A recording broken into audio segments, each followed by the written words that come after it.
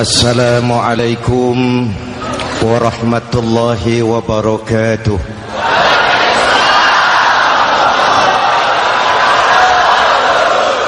Alhamdulillahillazi ja'ala Ramadhana syahra siyami lil mu'minin. Wassalatu wassalamu ala asyrafil mursalin Sayyidina Muhammadin wa ala alihi wa sahbihi ajma'in, amma ba'du. Para ulama yang saya muliakan, para pejabat baik sipil maupun militer yang saya hormati, alhamdulillah malam ini atas izin Allah, mudah-mudahan yang kita laksanakan ini merupakan bagian dari amal ibadah kita di bulan suci Ramadan ini. Hadirin, reformasi terbesar adalah reformasi yang dilakukan oleh baginda Nabi besar Muhammad sallallahu alaihi wasallam. 23 tahun merombak satu bangsa biadab menjadi bangsa beradab, merombak umat yang terpecah belah menjadi umat yang bersatu, merombak masyarakat yang tenggelam dalam kemusyrikan menjadi umat yang bertauhid. Reformasi besar apa yang dilaksanakan oleh Rasul dan apa hubungannya dengan kita sekarang? Ini yang ingin saya sampaikan malam ini. Pertama, beliau melaksanakan reformasi akidah, membebaskan manusia dari kemusyrikan, menyelamatkan manusia dari ketergantungan kepada benda. 13 tahun beliau berjuang di kota Makkah hanya untuk menanamkan la ilaha illallah Muhammadur Rasulullah. Dari sana segalanya dimulai, meletakkan fondasi. Saya yakin tidak ada Tuhan selain Allah dengan seluruh konsekuensinya. Kalau saya yakin tidak ada Tuhan selain Allah, maka saya tidak akan menyembah kecuali hanya kepada Allah. Orang yang benar fondasinya, benar sujudnya. Jelas? Kalau saya yakin tidak ada Tuhan selain Allah, saya tidak akan minta rizki kecuali hanya kepada Allah. Orang yang benar fondasinya, jauh dari korupsi, jauh dari judi.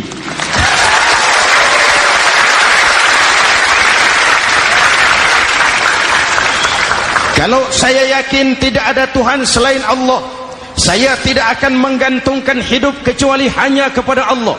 Saya tidak akan melarikan persoalan kecuali hanya kepada Allah. Saya tidak akan pernah takut kecuali hanya kepada Allah. Saya tidak akan minta tolong kecuali hanya kepada Allah. Inilah generator yang membangkitkan seluruh nilai-nilai amal kita. Kita puasa, kita sujud, kita jihad, itu kan karena nilai iman. Betul? Imannya tidak kelihatan, yang kelihatan gejalanya.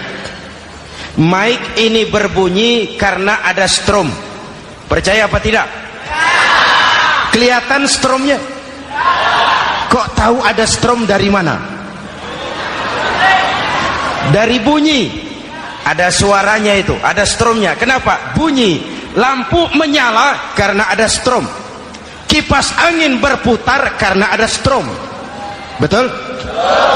Jadi kalau ada strom bunyi dong. Kalau ada strom lampunya nyala dong.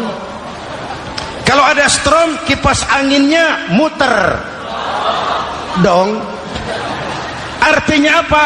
Kalau ada iman sujud dong. Kalau ada iman jihad. Udah dangdong.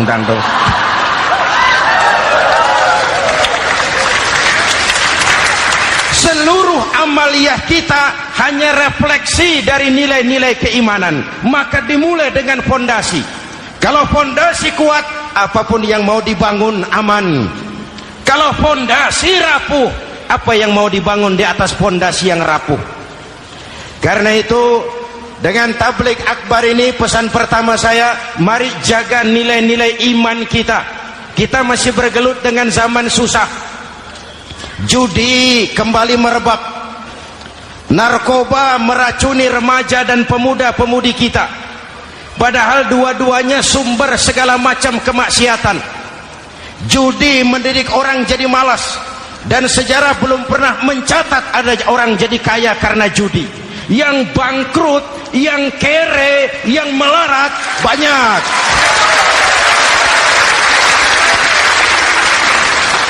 Makanya saya bersyukur di sini nggak ada yang judi. Nggak ada, mana saya nggak lihat di sini. Entahlah kalau di luar sini.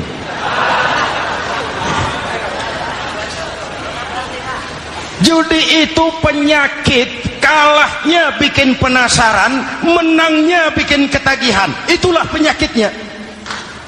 Makanya lebih baik makan singkong betulan daripada makan roti mimpi. Ayo, makan singkong betulan, makan roti mimpi, lebih baik mana? Lebih baik makan roti betulan, Mas. Maksud saya, uang 4-5 ribu rupiah itu daripada belikan togel, daripada dibelikan pakong, daripada dibelikan macam-macam undian judi, lebih baik dibelikan beras, makan sama-sama.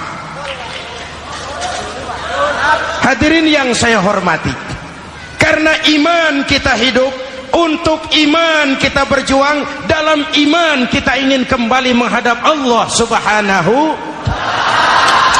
Dahulu pun orang-orang tua kita berjuang memerdekakan negeri tercinta ini. Apa faktor penggerak utamanya? Iman. Imanlah yang mengajarkan orang-orang tua kita, hubbul watan minal iman. Cinta tanah air bagian daripada iman. Lah, tanah air kita kan bukan Aljazair. Tanah air kita bukan Palestina. Tanah air kita bukan Mesir. Tanah air kita mencintai Indonesia bagian daripada iman. Yang datang menjajah kebetulan kafir. Lah ini, bertemulah cinta tanah air dengan semangat jihad yang diajarkan agama. Lalu bangkitlah para ulama, bangkitlah para kiai, bangkitlah para santri, berjuang memerdekakan negara tercinta ini.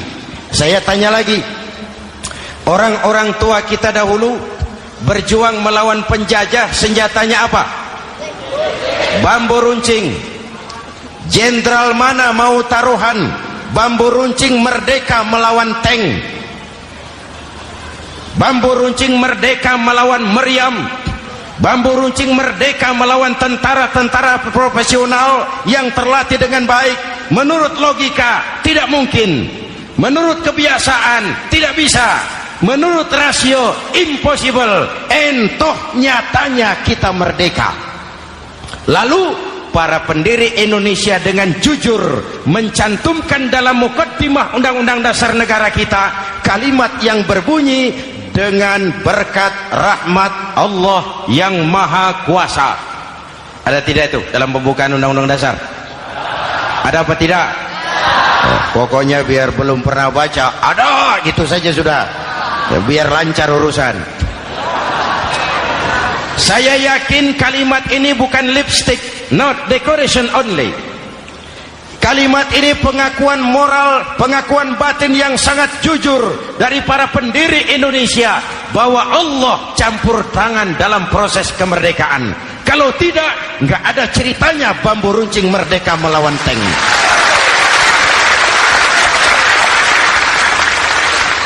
Kalau dulu iman untuk merebut kemerdekaan, sekarang iman untuk mengisi kemerdekaan. Betul? Betul?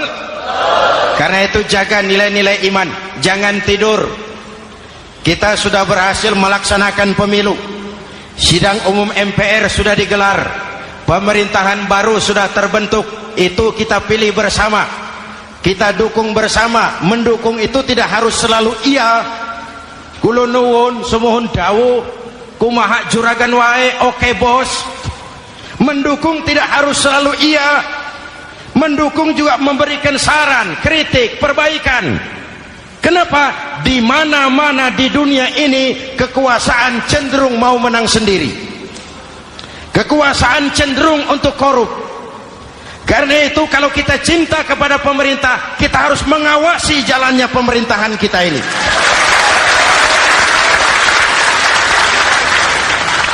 Pengalaman ketika Orde Baru berdiri, kita percaya, kita serahkan penuh, lalu kita tidur. Akhirnya kita jadi susah sendiri. Betul? Umat Islam tidak boleh jatuh dua kali di tempat yang sama. Hari ini lewat sini jatuh, wajar, belum tahu barangkali. Besok lewat sini lagi jatuh lagi, goblok tenan gitu. Masa jatuh dua kali di tempat yang sama itu bagaimana? Hadirin yang saya hormati, nilai-nilai iman, intan paling mahal, mutiara paling berharga, tidak lain nilai iman. Imanlah yang menyebabkan kita gembira menyambut datangnya Ramadan, menyingsingkan lengan baju, menghamparkan sajadah, melakukan pendekatan yang intens kepada Allah. Kenapa? Kita mengerti nilai Ramadan. Tempo hari saya berikan contoh. Di tangan kanan saudara ada berlian, harganya 50 juta. Di tangan kiri saudara ada rumput seikat. Berlian dan rumput ini taruh di depan kambing.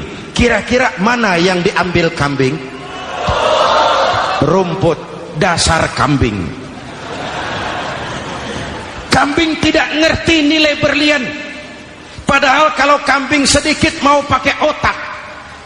Kalau berlian yang saya ambil, kata kambing, lalu saya bawa ke pasar, kemudian saya jual, harganya 30 juta, lalu dibelikan rumput, dapat rumput sekabupaten. Tapi kambing tidak ngerti nilai berlian, yang kambing tahu cuma rumput. Kenapa? Hidup kambing cuma melayani perut.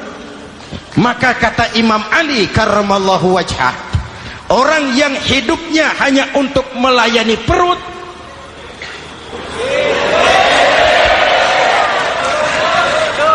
saudara yang ngomong ya, tanggung jawab. Saya kan cuma mulai, kenapa diterusin?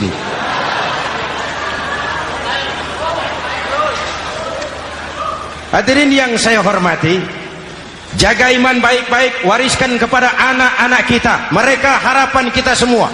Mereka masa depan Indonesia. Akan bagaimana Republik Indonesia, bahkan akan bagaimana Islam di Republik Indonesia 20, 30, 40 tahun yang akan datang. Anak-anak kitalah jawabannya.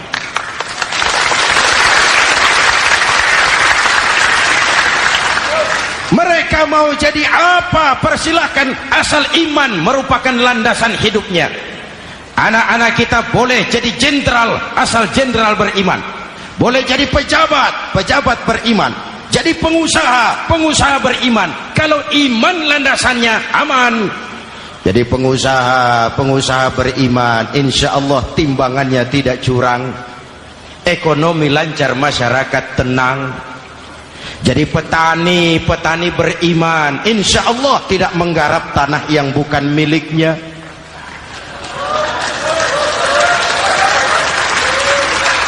Jadi pejabat, pejabat beriman, insya Allah korupsinya sedikit.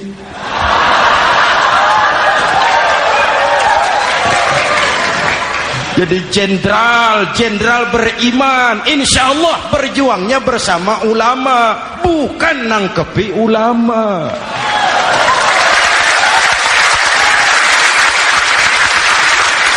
Jadi teknokrat, teknokrat beriman, jadi pengusaha, pengusaha beriman, jadi seniman, seniman beriman, jadi maling. Nggak ada, mana ada maling beriman? iman landasannya, insya Allah aman. Ini yang pertama. Yang kedua, baginda Nabi melaksanakan reformasi sosial. Berupa apa? Membebaskan manusia dari ras diskriminasi, mengikat manusia dengan tali akidah. Diciptakan kita dari laki-laki dan perempuan, dijadikan kita bersuku-suku dan berbangsa-bangsa. Bahkan Quran memulai dengan kalimat syu'ub, wa ja'alnakum syu'uban wa qabaila. Kami jadikan kamu berbangsa-bangsa dan bersuku-suku agar kamu saling mengenal satu dengan yang lain. Saya ingin mengulangi imbauan saya, mari kita tingkatkan kerukunan. 3 macam kerukunan. Pertama, rukun antar umat seagama. Sesama muslim harus rukun. Ya Pak? Ya Bu?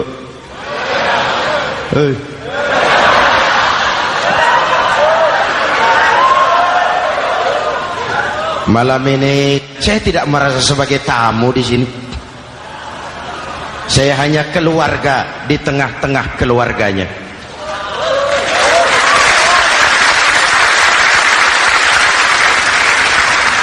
Di sepanjang Jawa kah saya, ke Sumatera kah saya, ke Kalimantan saya, ke Sulawesi saya, ke Irian Jaya saya, kemana saja saya pergi, di mana saja saya berada, saya hanya keluarga di tengah keluarganya.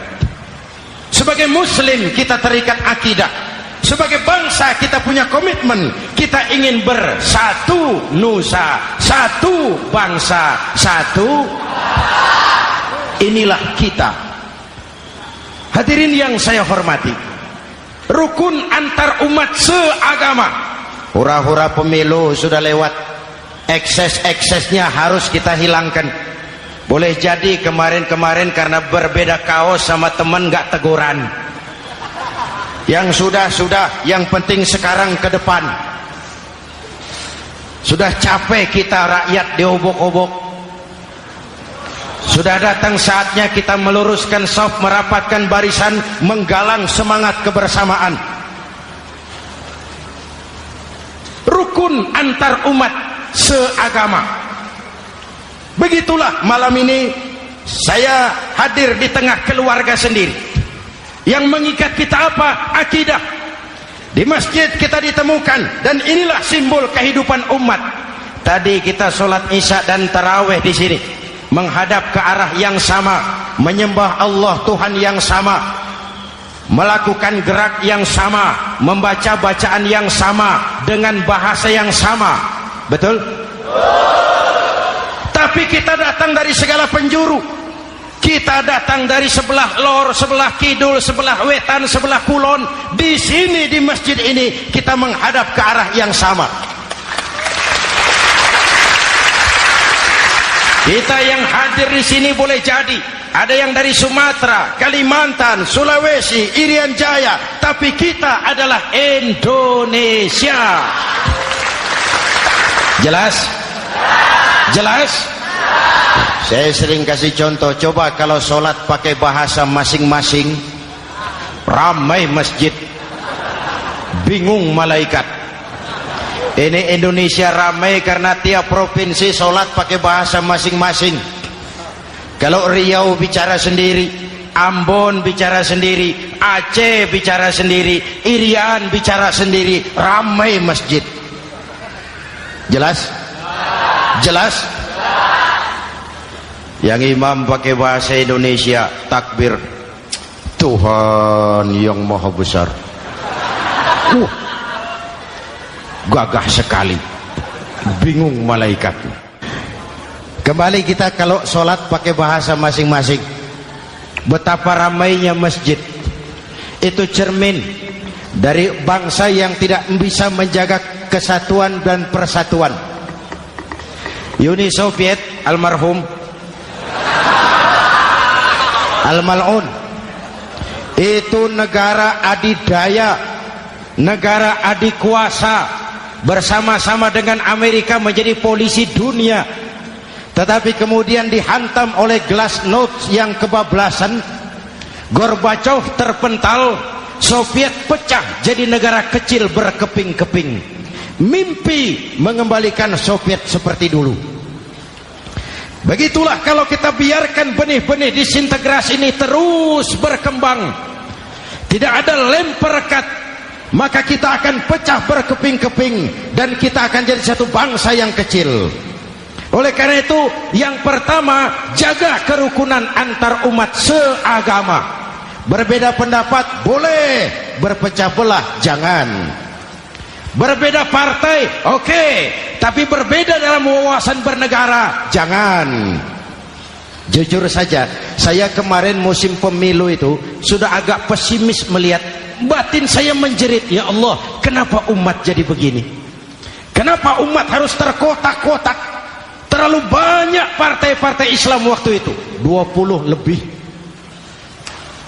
Begitu sidang umum MPR berjalan, saya mulai melihat titik optimisme. Ada yang mengkristal, di mana orang tidak lagi melihat partainya, tetapi melihat nilai-nilai imannya. Itulah yang memang utama buat kita.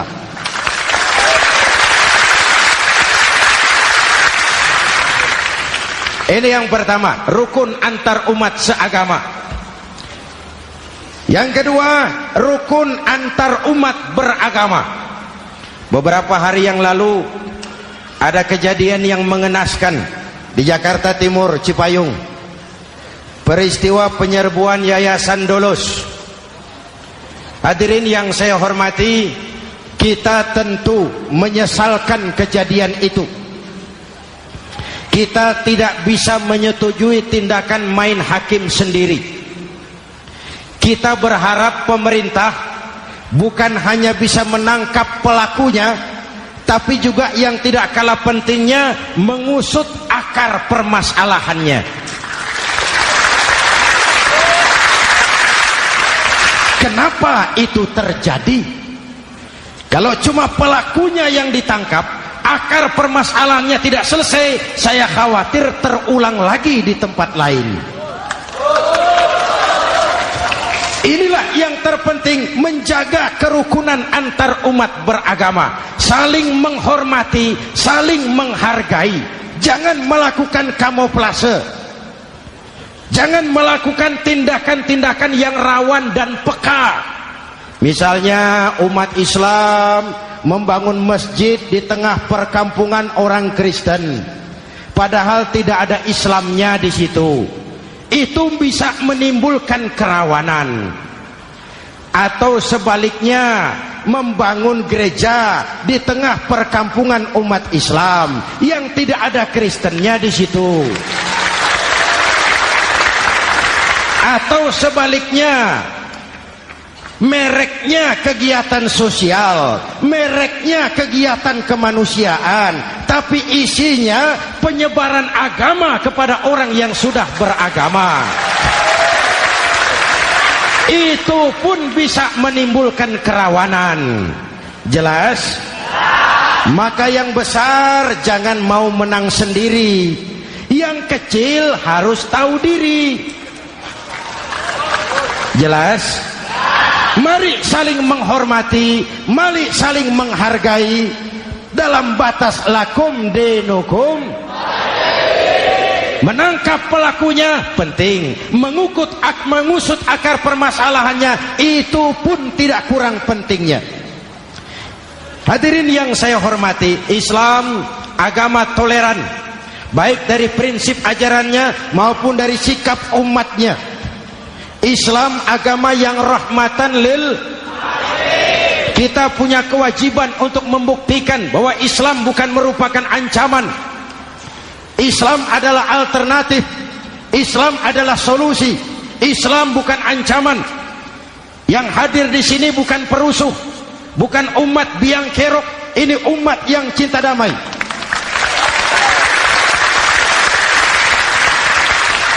Ini umat yang tidak pernah mencari-cari musuh, tapi juga tidak akan pernah lari kalau bertemu musuh. Mari kita jaga kerukunan antar umat beragama. Jangan sampai peristiwa Dolos terulang lagi di tempat-tempat lain. Saling menghargai, saling menghormati. Jangan main hakim sendiri, tapi juga jangan mau menang sendiri. Hadirin yang saya hormati, dengan menjaga kerukunan antar umat beragama, akar keutuhan kita sebagai bangsa semakin terpelihara. Lalu yang ketiga, rukun antar umat beragama dengan pemerintah. Tadi kita sholat di sini ada imam, ada makmum, betul? Kalau makmum siapa saja boleh, Mas. Tidak ada pemilihan makmum. Fikih itu ketat kalau sudah memilih imam. Nih makmum siapa saja. Pak, itu orang pemabuk itu, boleh jadi makmum. Suka mencuri, Pak, boleh jadi makmum. Bacaannya tidak fasih, boleh jadi makmum. Ketinggalan 1 rakaat, boleh jadi makmum. Tapi tidak tiap orang boleh jadi imam. Kenapa? Imam mau mimpin orang banyak. Kalau dia bodoh, bagaimana nasib makmumnya?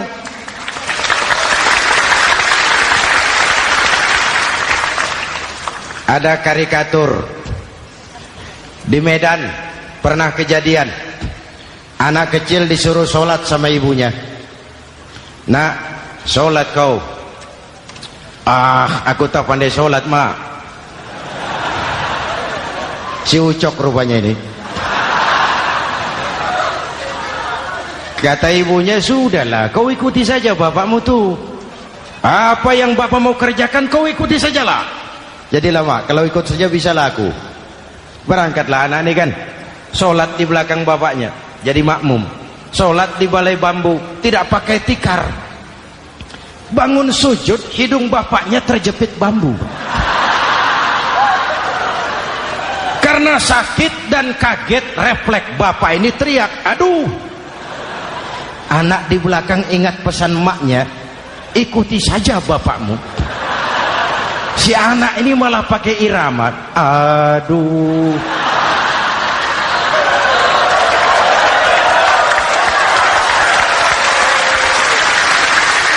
Lah, ada yang lebih gendeng lagi. Mendengar anaknya mengadu, bapaknya menoleh ke belakang. Kata bapaknya, kau kejepit juga, Cok, katanya. Sholat jadi ngobrol. Kalau makmum dan imam sama bodohnya, rusak sholat ini.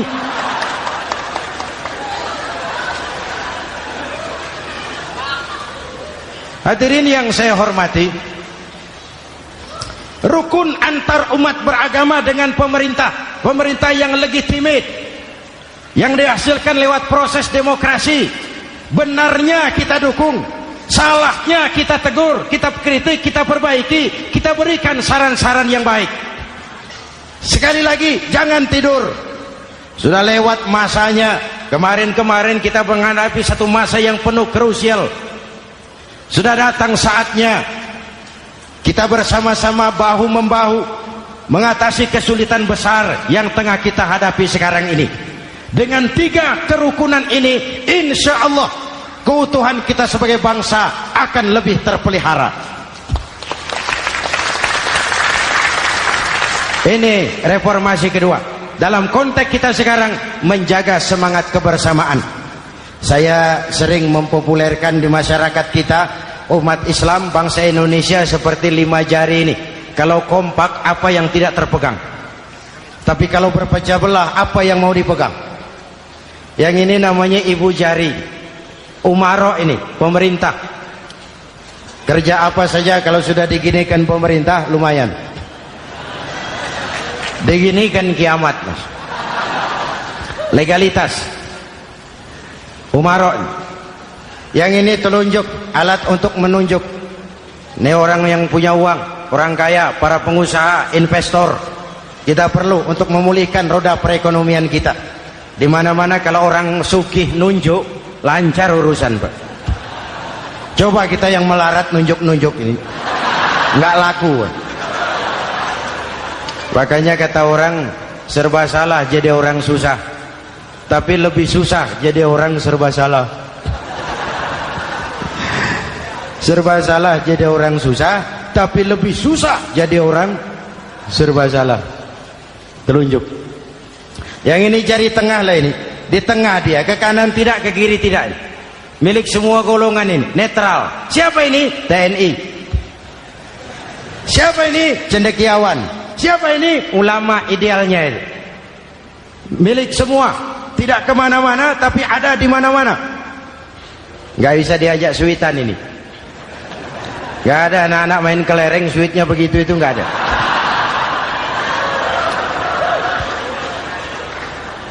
Ini jari manis remaja, pemuda, masa muda, masa yang paling manis. Semua harapan milik pemuda.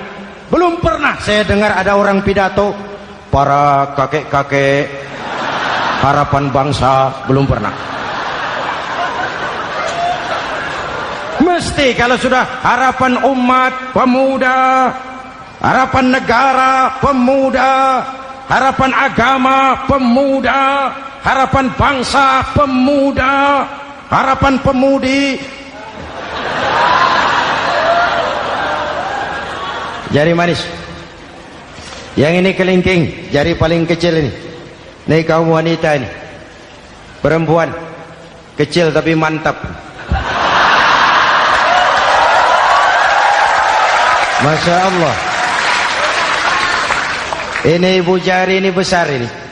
Sweet ketemu kelingking, kalah ibu jari ini.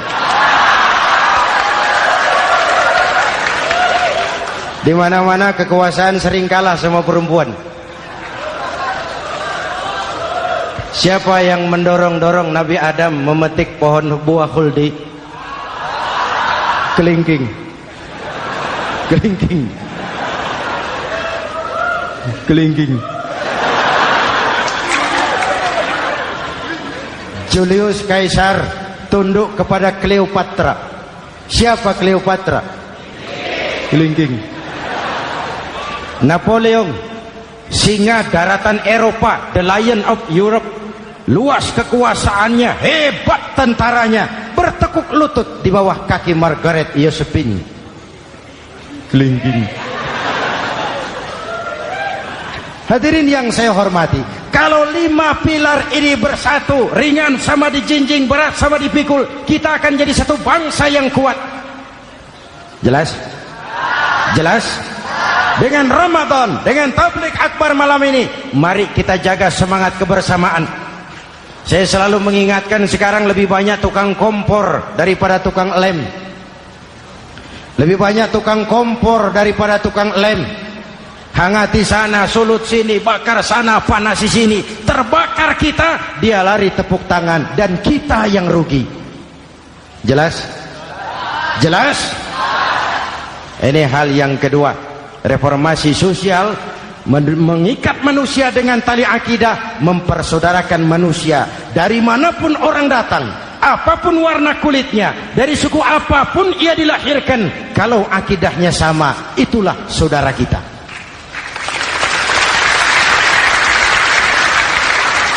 Kembangkan terus kerukunan antar umat seagama, antar umat beragama, dan antar umat beragama dengan pemerintah. Muslim bagaikan satu tubuh. Jikalau yang satu sakit, yang lain ikut merasakan sakit. Muslim bagaikan sebuah bangunan, yang satu sama lain harus saling memperkuat. Ada yang jadi tiang, tentu.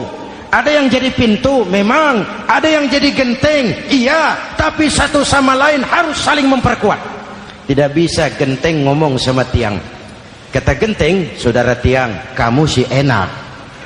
Saya setengah mati, kata genteng. Hujan kehujanan, panas kepanasan, kadang-kadang anak-anak nakal saya dilontari batu, kata genteng. Yang jadi tiang ngomong lagi, kata tiang, saudara genteng, jangan sembarangan kalau ngomong. Kamu kira kamu bisa nongkrong di atas? Itu gara-gara siapa, genteng? Aku yang topang dari bawah, kata tiang. Kamu jadi anggota DPR, jadi anggota MPR, jadi pejabat, kami rakyat yang angkat.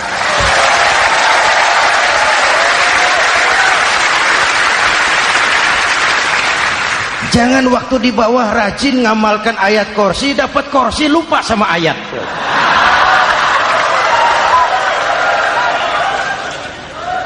mari ringan sama kita jinjing, berat sama kita pikul, duduk ya kita sama rendah, berdiri kita sama tegak. Tidak ada warga negara kelas 1 di Republik ini.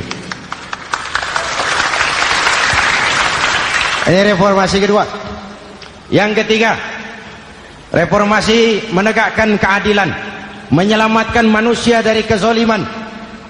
Sebelum Islam datang, sebelum Rasul datang, manusia dibedakan oleh hartanya, manusia dibedakan oleh warna kulitnya, manusia dibedakan oleh keturunannya. Beliau dengan tegas mengajarkan, innallaha la yanzuru ila suwarikum wala ila amwalikum walakin yanzuru ila qulubikum wa a'malikum. Allah tidak melihat potonganmu, Allah tidak melihat hartamu. Yang Allah lihat itu hatimu dan amal perbuatan.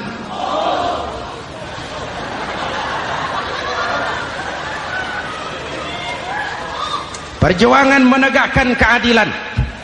Hadirin yang saya hormati, itulah yang menyebabkan reformasi kita menggelinding, menuntut keadilan, baik keadilan di bidang politik, keadilan di bidang ekonomi, keadilan di bidang hukum. Nabi pernah mengingatkan, hakim, kata Nabi, itu ada 3 macam. Al-qudatu salasatun. Hakim ada 3 macam. 1 di surga, 2 di neraka. Hadirin yang saya hormati, siapa yang hakim ke surga itu? Ada hakim yang tahu tentang kebenaran, lalu siap melaksanakan kebenaran itu, menghukum dengan kebenaran apapun resikonya, walaupun dimusuhi atasannya, walaupun bertentangan dengan nuraninya, karena itu orang yang dia sukai, tapi dia tetap melaksanakan hukum. Hakim yang mengerti tentang kebenaran sesuatu lalu melaksanakan hukum dengan kebenaran itu yang akan sampai ke surga.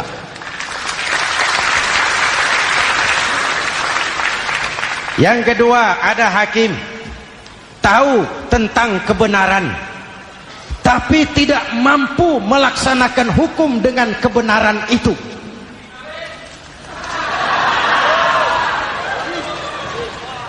Tahu sesuatu itu benar tetapi tidak punya nurani untuk membela kebenaran, mengetahui kebenaran tapi tidak berdaya untuk memperjuangkan kebenaran. Akhirnya hukum dikebiri, yang salah jadi benar, yang benar jadi salah. Itulah realita yang kita rasakan selama ini. Yang baca Quran dengan suara merdu dapat piala, yang mengamalkan Quran dengan konsekuen dapat penjara, yang berteriak-teriak menegakkan keadilan dianggap aneh, yang korupsi habis-habisan hidup terhormat.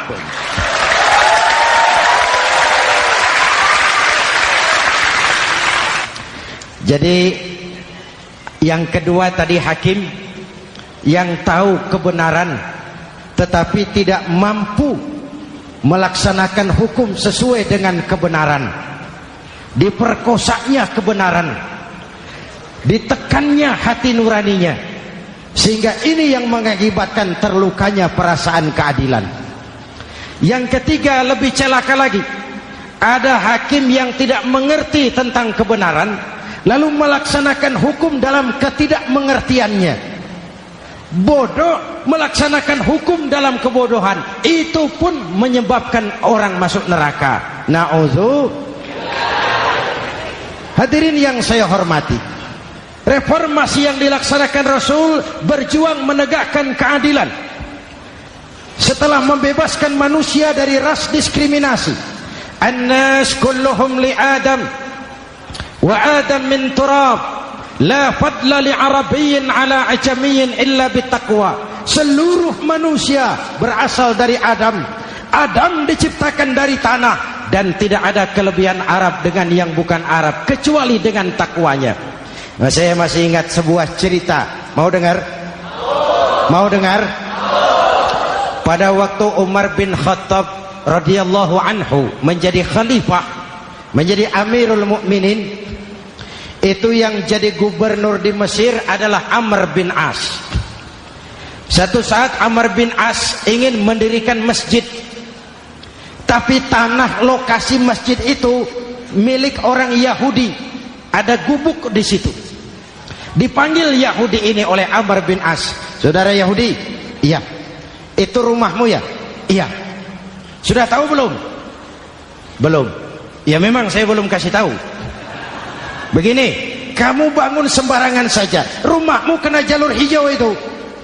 Lalu saya mau bangun masjid di situ. Ya tapi ada rumah saya, Pak. Sudahlah, rumahmu saya bayar, saya beli. Enggak mau, Pak. Rumah saya cuma itu-itunya. Saya bayar 2 kali lipat. Enggak mau, Pak. Enggak mau. Sudahlah, saya ganti rugi. Ya, enggak mau, Pak. Namanya juga ganti rugi, Pak. Biar digantikan tetap rugi. Mangkel Amr bin As ini wong cilik kok bertingkah amat. Si amat aja enggak bertingkah. Panggil kamtib. Hei, gusur. Ditarik rumah Yahudi ini, ambrol. Menitiskan air mata si Yahudi di sudut kehidupan. Begini wong cilik ini, sudah jatuh tertimpa tangga. Rumah cuma sak gubuk-gubuknya diderek oleh petugas. Pikir-pikir Amr bin As kan cuma gubernur, di atasnya kan masih ada khalifah Umar bin Khattab. Saya mau lapor ke pusat. Berangkat Yahudi ini dari Mesir menuju Madinah. Berhari-hari berjalan, sambil berpikir, ini nanti kalau saya laporan kepada khalifah, apa pengaduan saya diterima? Wong saya rakyat kecil, lagian Yahudi, sementara yang menggusur saya ini gubernurnya sendiri. Terus dia berjalan sampai di kota Madinah. Lewat tengah hari dia mulai cari-cari. Ada orang, ketemu orang sedang tidur di bawah pohon kurma. Selamat siang, Pak. Siang. Saya mau numpang tanya, Pak. Tanya apa? Bapak tahu Khalifah Umar bin Khattab? Tahu. Istananya di mana, Pak? Istananya di atas lumpur. Di atas lumpur? Iya. Pakaian kebesarannya apa, Pak? Sutra? Bukan. Pakaian kebesarannya malu dan takwa. Pengawalnya banyak, Pak. Banyak. Berapa peleton? Pengawalnya yatim, orang jompo, kelompok mustad'afin, orang-orang lemah, janda-janda tua.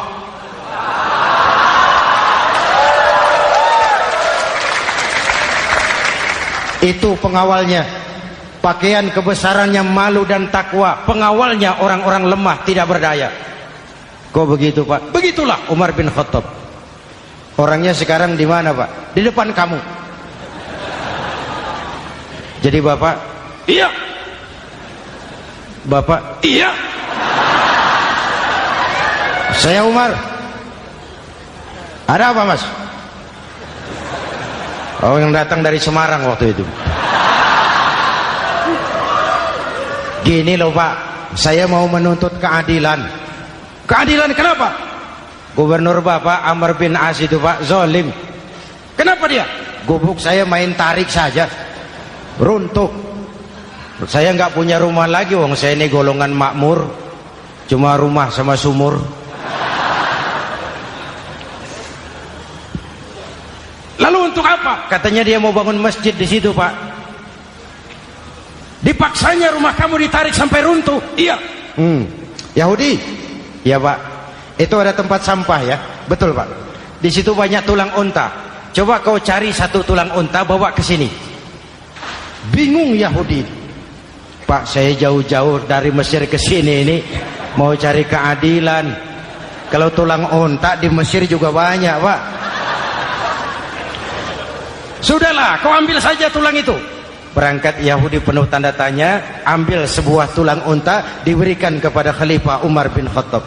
Tulang ini diambil, Umar hunus pedangnya, dengan ujung pedang dibuat garis lurus di atas tulang unta itu. Rak. Selesai. Yahudi, iya Pak, sekarang kau kembali ke Mesir, serahkan tulang ini kepada Umar bin Amr bin As. Makin bingung Yahudi, jauh-jauh datang kemari kira mau dapat keadilan, cuma dapat tulang. Ya sudahlah, namanya wong cilik. Berangkat dia pulang ke Mesir, berhari-hari sampai di Mesir. Pak Gubernur, ya lapor. Ada apa Yahudi? Saya dari pusat. Loh, kamu dari Madinah? Iya Pak. Ngapain sih kamu ke sana-sana? Nuntut keadilan. Kamu bertemu Khalifah? Ketemu Pak. Terus tulang.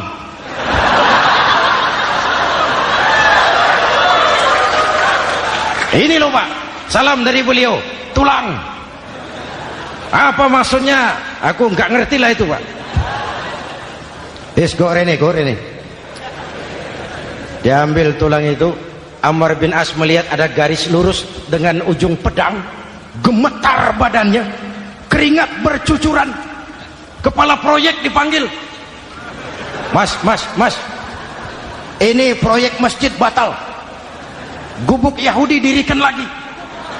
Loh Pak, kata kepala proyek, saya kan sudah menang tender Pak.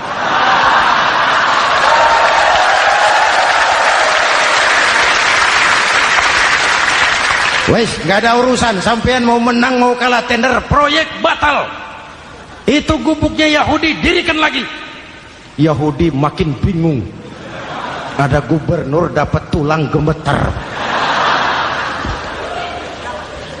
Pak Gob, ya, sebenarnya apa yang terjadi? Apa-apa. Kamu sedikit-sedikit main pusat.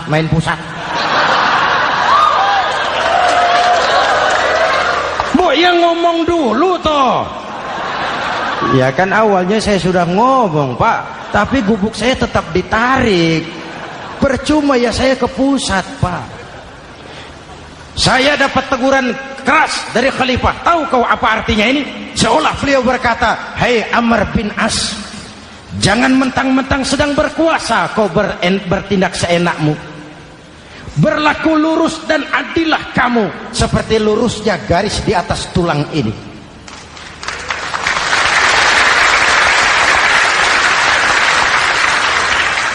Kalau kau tidak lurus, kalau kau tidak berlaku adil, aku yang akan meluruskanmu dengan pedangku.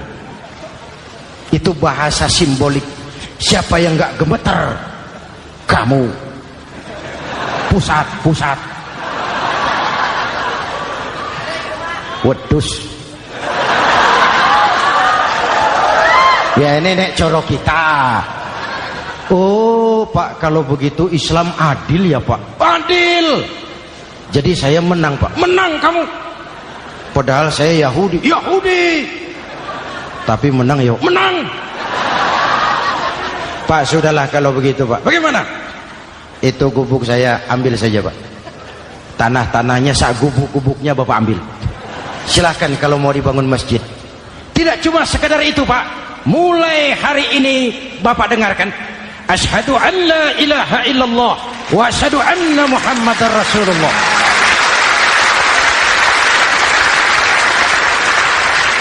Yahudi bisa menang perkara menghadapi gubernur. Kalau ini terjadi di Indonesia,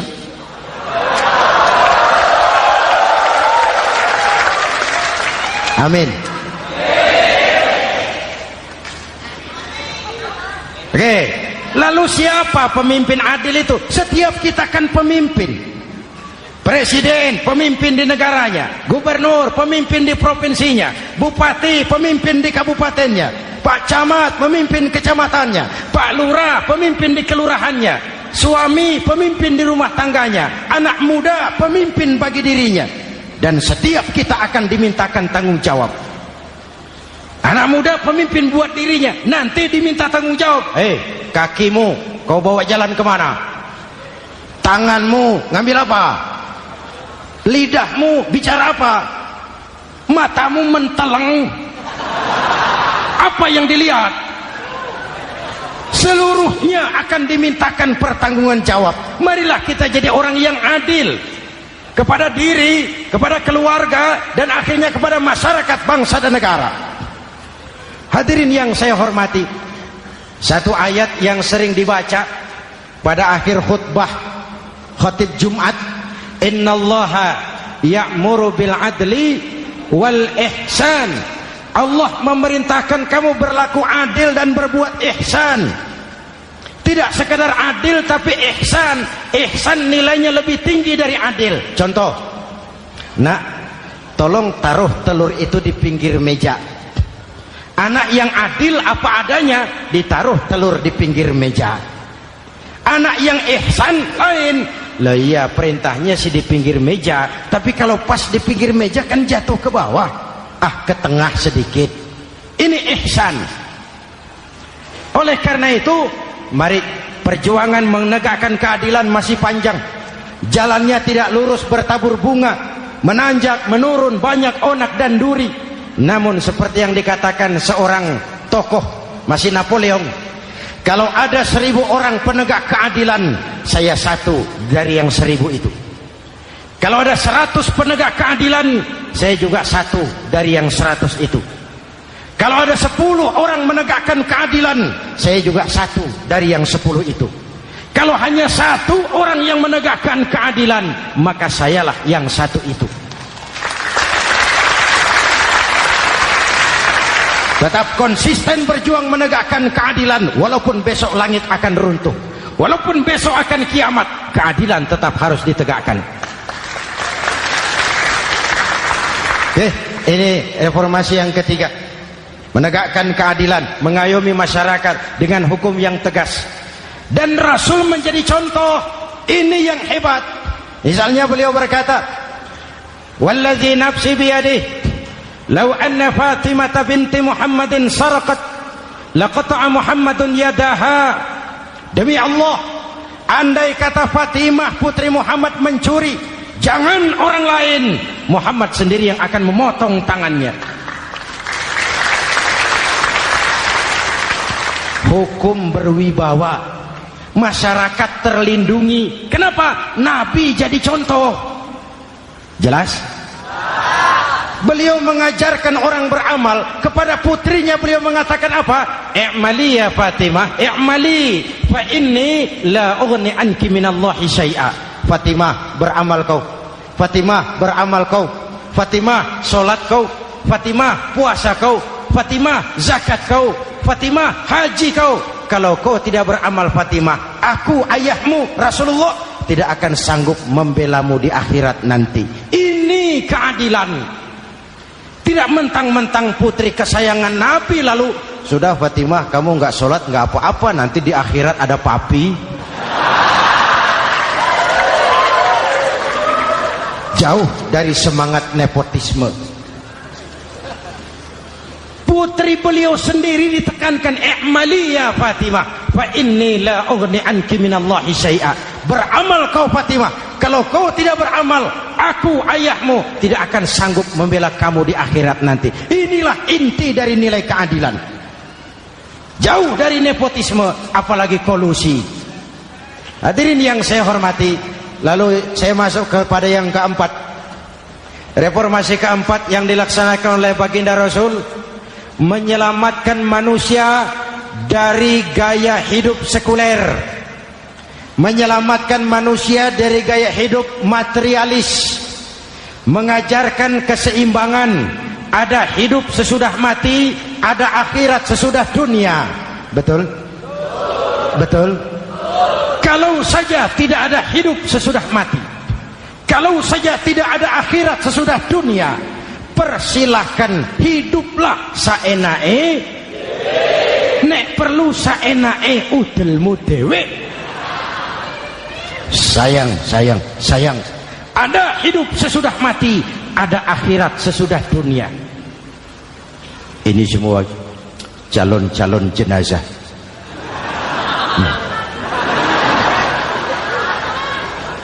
Calon lurah belum tentu jadi lurah.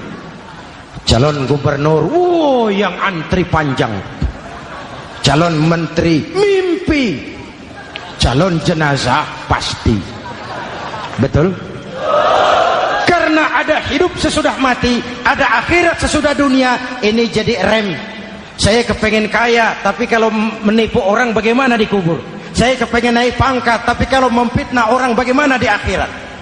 Melahirkan disiplin. Tujuan keyakinan akhirat mewarnai cara kita hidup di dunia. Hadirin, mari kita berdoa. Semoga semua yang hadir di sini dikuatkan iman dan Islam, dikokohkan kesatuan dan persatuan, dimurahkan rezeki untuk meningkatkan ibadah. Al-Fatihah. Bismillahirrahmanirrahim. Alhamdulillahirabbil alamin. Ar-Rahmanirrahim. Maliki yaumiddin. Iyyaka na'budu wa iyyaka nasta'in. Ihdinas siratal mustaqim. Siratal ladzina an'amta 'alaihim ghairil maghdubi 'alaihim waladdallin. Amin. Nanti di akhir doa sama-sama kita kumandangkan kalimat tauhid. Bismillahirrahmanirrahim. Amin. Alhamdulillahirabbil alamin. Allahumma salli wa sallim mubarik ala sayyidina Muhammadin wa ala alihi wa sahbihi ajma'in.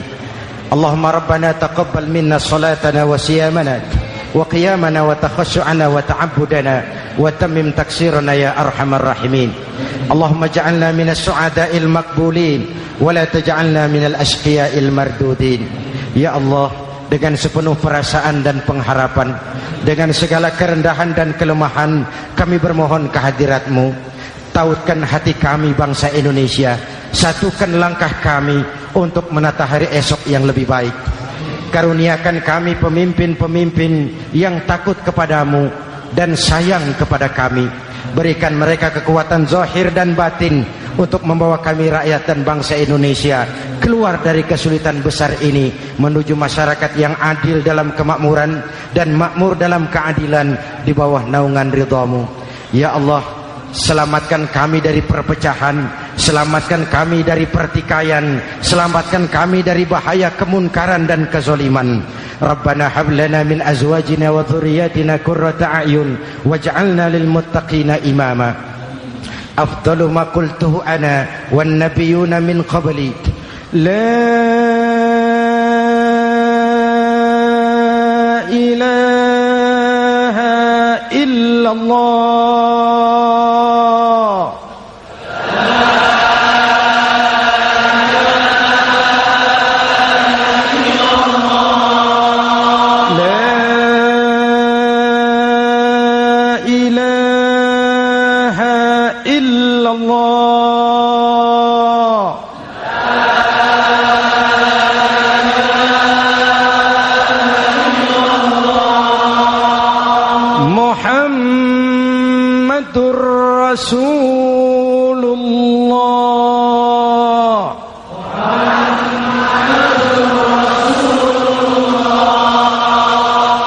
آمين. صلى الله عليه وآله وسلم. كلمة حق عليها نحيا وعليها نموت وعليها نبعث إن شاء الله من الآمنين. ربنا آتنا في الدنيا حسنة وفي الآخرة حسنة وقنا عذاب النار. وآخر دعوانا أن الحمد لله رب العالمين.